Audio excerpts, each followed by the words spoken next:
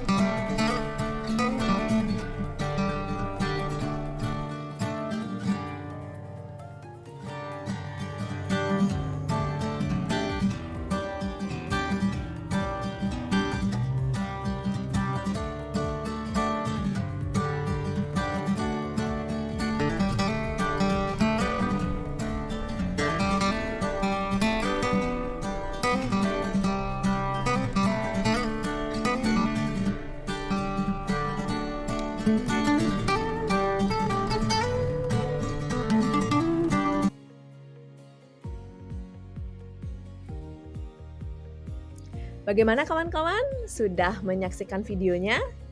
Nah, jadi dalam video tersebut kita sudah sama-sama menonton ya bahwa bagaimana dari lahan yang kosong, tidak ada bangunan sama sekali di awal, disiapkan kemudian sedemikian rupa untuk bisa dibuat suatu pondasi yang akan digunakan juga selanjutnya untuk mendirikan tiang-tiang, sedemikian rupa sebagai penyangga barulah bisa dipasang atap. Ya, jadi dari awal, prosesnya sampai akhir itu saling berkesinambungan satu dengan yang lainnya. Pertanyaan saya selanjutnya, pitaken titiang ring semeton sinareng sami, napike preside gentenge punike kepasang yening ten wenten reng. Utawi apakah bisa genteng-genteng itu dipasang tanpa adanya reng? Atau misalnya atapnya ditaruh begitu saja tanpa ada penyangga-penyangga di bawahnya, apa bisa? Atau apakah tiang-tiang penyangganya bisa ditaruh atau didirikan begitu saja tanpa adanya pondasi yang kuat di bawahnya? Apakah bisa seperti itu? Tentu tidak ya kawan-kawan ya. Jadi setiap unsur, setiap struktur, setiap material yang ada di bangunan tersebut merupakan unsur-unsur yang berbeda tetapi dia berkesinambungan menjadi satu, saling melengkapi, saling membutuhkan satu dengan yang lainnya. Jadi apa hubungannya dengan unsur dalam prosa Bali modern? Hmm. Nah, untuk pertanyaan tersebut kawan-kawan, kita akan jawab bersama-sama ya. Nah, jadi apa sebenarnya hubungan antara bangunan yang urusannya dengan semen, besi, dan lain sebagainya dengan unsur intrinsik dalam karya sastra atau prosa Bali modern? Nah, di tampilan layar kawan-kawan sudah saya suguhkan ya sebuah bangunan jadi, tampilan dari suatu bangunan rumah Bali ya, di mana di sini ada pondasi, kemudian ada tiang penyangganya, kalau yang kita di Bali disebut dengan adegan, kemudian ada genteng, di bawah genteng ini tentu ada unsur-unsur yang membangunnya ya seperti reng, kemudian kayu-kayu lainnya sedemikian rupa hingga akhirnya jadilah dia suatu karya bangunan, suatu tampilan sedemikian rupa seperti ini yang bisa kita lihat dengan mata dan bisa kita sentuh dengan indera-indera lainnya. Nah, bangunan ini tentunya berasal dari material-material tadi kawan-kawan yang kita simak di dalam video. Jadi dia berasal dari unsur-unsur struktur yang berbeda satu dengan yang lainnya. Ada tiang, ada semen, ada genteng, ada kayu, ada reng, ada pondasi dan lain sebagainya. Nah, itu merupakan material-material yang berbeda, unsur-unsur yang berbeda satu sama lain. Tetapi dia saling membutuhkan satu dengan yang lainnya, saling melengkapi satu dengan yang lainnya. Genteng tidak akan bisa dipasang tanpa ada reng.